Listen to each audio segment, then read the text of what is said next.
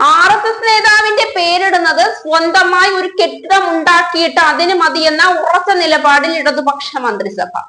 ഒരു സർക്കാർ പദ്ധതിക്ക് അങ്ങനെ കണ്ട RSSകാരുടെ ഒക്കെ നേതാവിന്റെ പേരിടുന്നത് കേരളത്തിൽ നടക്കില്ല.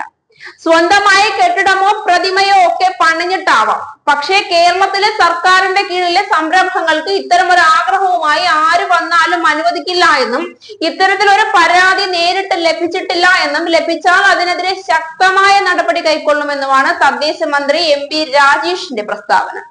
പാലക്കാടുള്ള നൈപുണ്യ വികസന കേന്ദ്രത്തിനാണ് RSS മേധാവി ഹെഡ്ഗേവാറിന്റെ പേരിടാനുള്ള ഗൂഢാലോചന നടന്നത്. ഇതിനെതിരെ ശക്തമായി ഇടതുപക്ഷവും വലതുപക്ഷവും പ്രക്ഷോഭം ഉയർത്തിയിരുന്നു. രാഹുൽ മാങ്കൂട്ടത്തിന്റെ നേതൃത്വത്തിൽ വലതുപക്ഷം ശക്തമായ പരിപാടികളാണ് ഈ RSS നയത്തിനെതിരെ കേരളത്തിൽ നടത്തിയത്. എന്നാൽ ഇതിനെതിരെ BJP പ്രവർത്തകർ പരസ്യമായ കൊലവിളിയാണ് കോൺഗ്രസുകാർക്കെതിരെ നടത്തിയത്. രാഹുൽ മാങ്കൂട്ടത്തിനെ പാലക്കാട് കാലുകുത്താൻ സമ്മതിക്കില്ല എന്നും കാലുകുത്തിയാൽ കാലു കാണില്ല എന്നും കഴുത്തിനുമേൽ തലയുണ്ടാകില്ല എന്നും പരസ്യമായാണ് പൊതുസമൂഹത്തിൽ ഇറങ്ങി BJP നേതാക്കന്മാർ വെല്ലുവിളിച്ചത്. ഇതിനെതിരെ ശക്തമായി കേരളത്തിൽ അങ്ങോളം ഇങ്ങോളം വിമർശനങ്ങൾ ഉണ്ടായി. രാഷ്ട്രീയ നേതാക്കന്മാർ പൊതുനിരത്തിൽ കിടന്ന് നാലാംകിട ഗുണ്ടകളെ പോലെ തമ്മിൽ തല്ലുന്നതും കൊലവിളി നടത്തുന്നതും രാഷ്ട്രീയ അധപതനത്തിന്റെ ലക്ഷണമാണെന്നുള്ള നിരീക്ഷണം വരെയുണ്ടായി. എന്നാൽ ഇത്തരം RSSന്റെ നടപടിക്കെതിരെ മുഖമടച്ചുള്ള അടിയായിട്ടാണ് ഇപ്പോൾ സർക്കാരിന്റെ ഭാഗത്തു നിന്നുള്ള അഭിപ്രായം വന്നിരിക്കുന്നത്.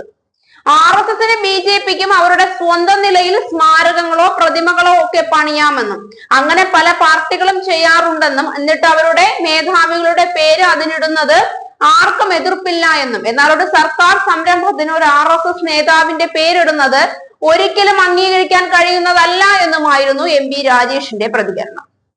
അതേസമയം പാലക്കാട് ഇങ്ങനെ നശിപ്പിച്ചതിന്റെ പ്രധാന കാരണക്കാർ BJPയും കോൺഗ്രസുമാണ് എന്നും ഒരു വർഗീയ ധ്രുവീകരണം ഉണ്ടാക്കലാണ് BJPയുടെ പ്രധാന അജണ്ട എന്നുമാണ് AK ബാലൻ ഈ പ്രശ്നത്തിനെതിരെ പ്രതികരിച്ചത്. കേവലം ഒരു നഗരസഭ കയ്യിൽ കിട്ടിയപ്പോൾ BJP RSS പ്രവർത്തകർ ചെയ്തു കൂട്ടുന്ന അക്രമമാണിത്. അപ്പോൾ പിന്നെ കേരളത്തിന്റെ അധികാരമോ അല്ലെങ്കിൽ കേരളത്തിലെ ഒന്നോ രണ്ടോ ജില്ലയോ പഞ്ചായത്തോ ഒക്കെ കൂടി കയ്യിൽ കിട്ടിയാൽ എന്തൊക്കെയായിരിക്കും ഈ മത തീവ്രവാദികൾ കേരളത്തിൽ നടത്തിക്കൂട്ടുന്നത് എന്ന കാര്യം ചിന്തിക്കാൻ പോലും കഴിയുന്നതല്ല.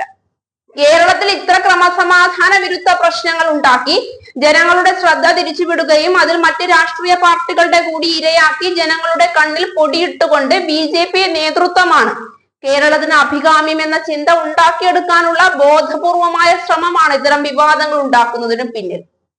92 കാലഘട്ടത്തിൽ പത്മനാഭസ്വാമി ക്ഷേത്രത്തിന് പരിസരത്തുള്ള ഒരു റോഡിന് ഹെഡ്ഗേവാറിന്റെ പേരിടണം എന്ന തരത്തിൽ ഒരു ചർച്ച BJPയിൽ നടന്നിരുന്നു.